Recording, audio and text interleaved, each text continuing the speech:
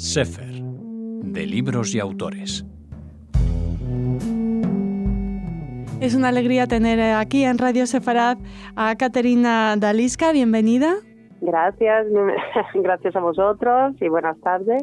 Caterina es editora de la editorial Gedisa, una editorial que nos hace una serie de recomendaciones en torno a este Día Internacional de Memoria del Holocausto y Prevención de los Crímenes contra la Humanidad, que estamos conmemorando todo este mes de enero. Nos ha llamado la atención poderosamente vuestro libro La risa nos hará libres, cómicos en los campos nazis, de Antonella Otay. Sin duda, hablamos de ese libro aquí en Radio Sefarad, pero te queremos pedir, Caterina, que hagamos un breve recorrido por todos estos títulos que nos planteáis desde Gedisa. Si te parece, empezamos por el que ya es casi un clásico, Max y Helen, de Simón Wiesenthal. Sí, exactamente. La verdad es que a lo largo de nuestras 4 décadas de trayectoria editorial hemos podido reunir unas cuantas libros que trataban desde distintas perspectivas temas vinculados al judaísmo y también al sionismo y sobre todo el holocausto. Y lo que menciona Max y Helen es un libro que para nosotros realmente constituye un clásico del fondo editorial y que precisamente, como bien dices, ha sido escrito por Simón Wiesenthal, que, como sabréis, es sobreviviente del campo de Mauthausen y dedicó la mayor parte de su vida a localizar e identificar a todos los criminales de guerra nazi que se encontraban fugitivos, ¿no?, para llevarlos realmente ante la justicia. Y bien, sabemos que entre los criminales de guerra que fueron capturados gracias a todas sus investigaciones, porque dedicó toda su vida a perseguirlos, se encuentran Eichmann, se encuentran Richard Eberlauer, que es el oficial de la Gestapo, ¿no?, que fue responsable del arresto de Anna Frank, y también se encuentran Franz Stang, que era comandante de los campos de concentración de Treblinka y Sobibor, y también quizá cabe recordar que estuvo detrás de Josef Mengele, pero se escapó al momento de encontrar en Buenos Aires a Eichmann. Corría en el año 1959. Y bien, este es un libro que, digamos, que permitió realmente, reunir sus investigaciones que llevaron ante la justicia a aproximadamente 1.100 responsables del Holocausto. Pero en este libro, Caterina se refiere a una historia de amor, la de Max y Helen. Uh-huh. Sí.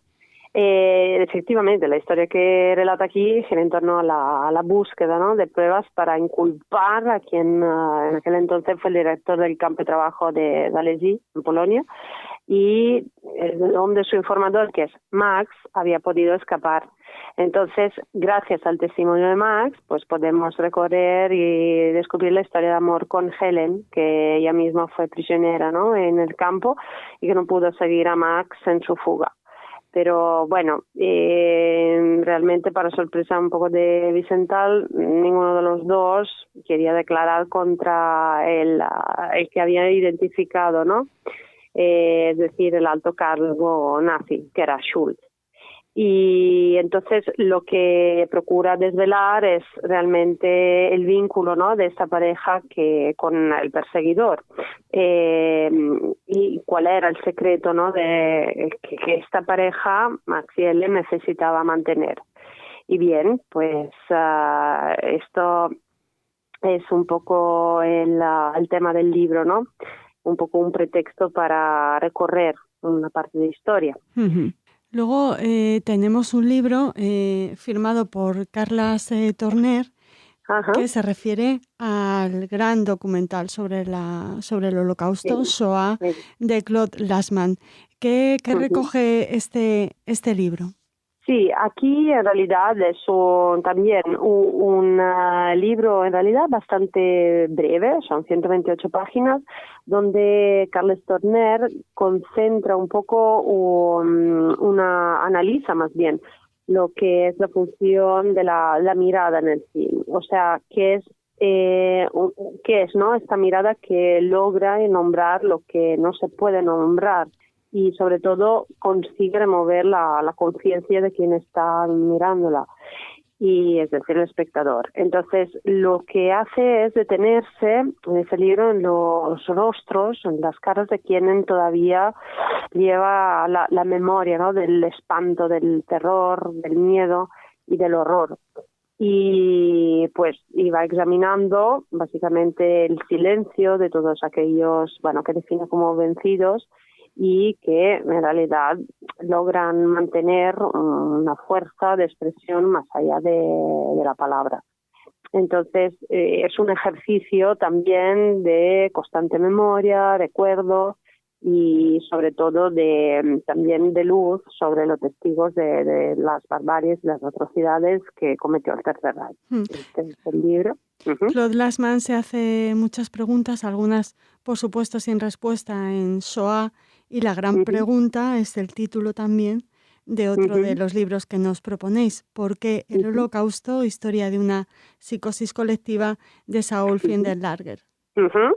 Sí, digamos más bien, sería un libro a caballo entre también un recorrido histórico y en parte sociopsicológico de lo que sería realmente el antisemitismo alemán, ¿no? Bajo el nazismo, porque lo que hace Friedlander, que como sabéis quizá sobrevivió al Holocausto en Francia y luego fue acogido por una familia católica y logró, bueno, desarrollar una vida casi normal, llegó a ser profesor de historia en universidades de Ginebra y Tel Aviv, pero bueno, lo que hace en el libro es realmente analizar lo que tuvo de insólito, ¿no? El nazismo en comparación con el antijudaísmo corriente del resto de Europa. Todo eso a lo largo de los siglos, por eso hay esa perspectiva histórica. Y indica que, por ejemplo, las primeras señales aparecen con el nacionalismo alemán a principios del siglo XIX, ¿no? Con las primeras exaltaciones de la identidad alemana. Y para que el judío era realmente un elemento perturbador.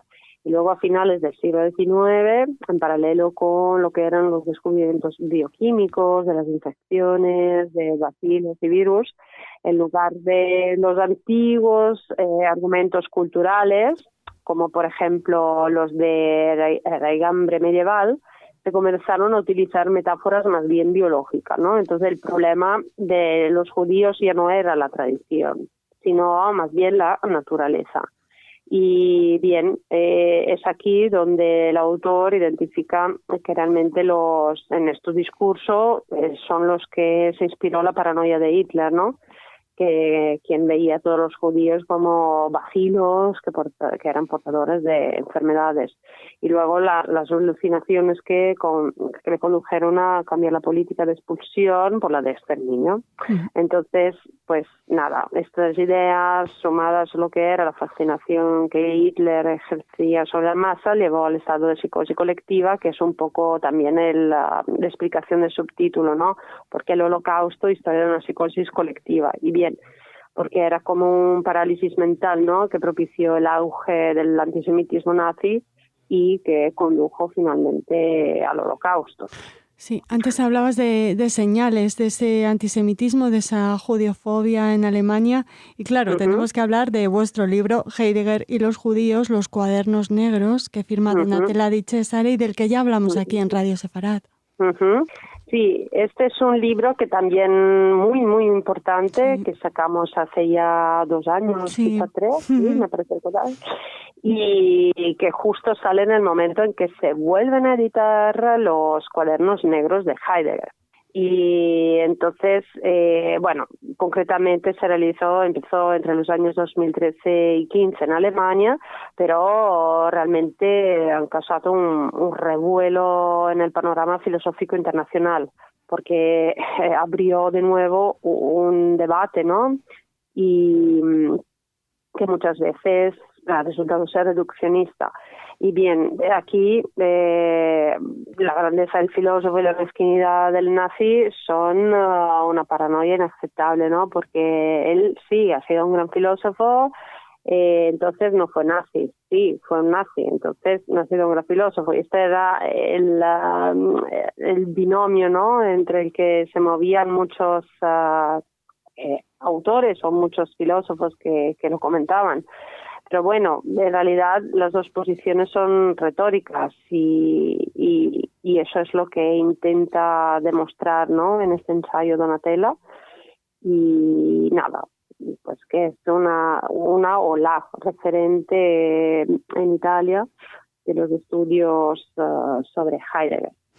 Y un libro interesantísimo que les recomendamos, como el resto de títulos que nos avanzáis en torno a este 27 de enero, son, por ejemplo, Diccionario de la Memoria Colectiva, que firma Ricard Vinyes. Un breve comentario sobre este libro.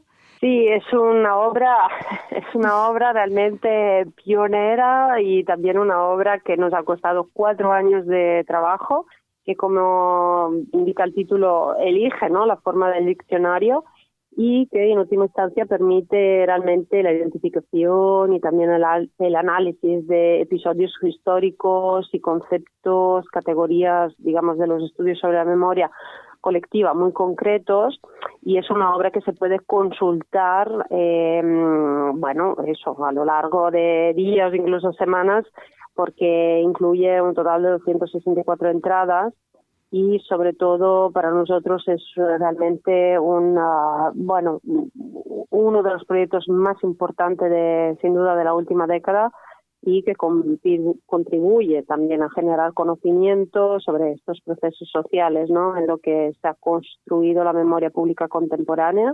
y un estudio que ha contribuido finalmente un total de 190 especialistas de todo el mundo. Y como bien dices, pues estamos también muy orgullosos de que lo haya llevado a cabo un autor español, Ricard Vinyes, que es un catedrático de Historia Contemporánea de la Universidad de Barcelona. Y bueno, esto es un libro importante que haces bien de mencionar. Sí, no tenemos tiempo para mencionarlos todos, pero vamos a referirnos, aunque sea a los títulos: La infancia de los dictadores, entre los que, claro, se cuentan Stalin, Hitler, Franco, Mussolini. Un avance, un después de la Shoah, con un título: Un judío en Alemania, conferencias y tomas de posición, de posición, de Ernest Tugendhat. Y también Donatella Di Cesare, refiriéndose con su libro Marranos, el otro del otro, que nos lleva a los principios del estigma. Son todos libros que por supuesto hemos querido traer aquí en esta entrevista con Caterina. Caterina, ¿cuál es el libro que vas a leer en estos días? Pues mira, la verdad es que estoy volviendo a leerme Larisa nos dará libres, porque es un libro repleto de informaciones y realmente históricas y también culturales que eran para mí además realmente desconocidas. Pero también he vuelto a leer La infancia de los dictadores, porque por orden de publicación son los más recientes y los tiempos nos obligan a volver sobre estos, y de modo que no puedo hacer otra cosa que recomendarlos, porque son libros que, si bien parten de eso, de ambos, de investigaciones muy rigurosas y llevadas a cabo por, en este caso, 2 autoras, a la vez son libros que permiten realmente entrar en temáticas duras y complejas y difíciles de una forma, no digo amena, pero accesible, ¿no?, y divulgativa, con lo cual recomendaría destacaría estos 2 títulos. Muy bien, te agradecemos muchísimo tus recomendaciones, que nos hagáis hecho llegar todas estas de las que hemos hablado. Por supuesto, invitamos a nuestros oyentes a leer estos libros tan bien elegidos y tan rigurosos, eso hay que destacarlo. Gedisa no frivoliza con la Shoah, como últimamente podemos ver en otros, quizá en otras editoriales, no solo españolas. Y nada, de agradeceros vuestro trabajo y esperamos seguir recibiendo buenas noticias de buenos libros por parte de Gedisa. Bueno, gracias a vosotros y a todos los que nos están escuchando.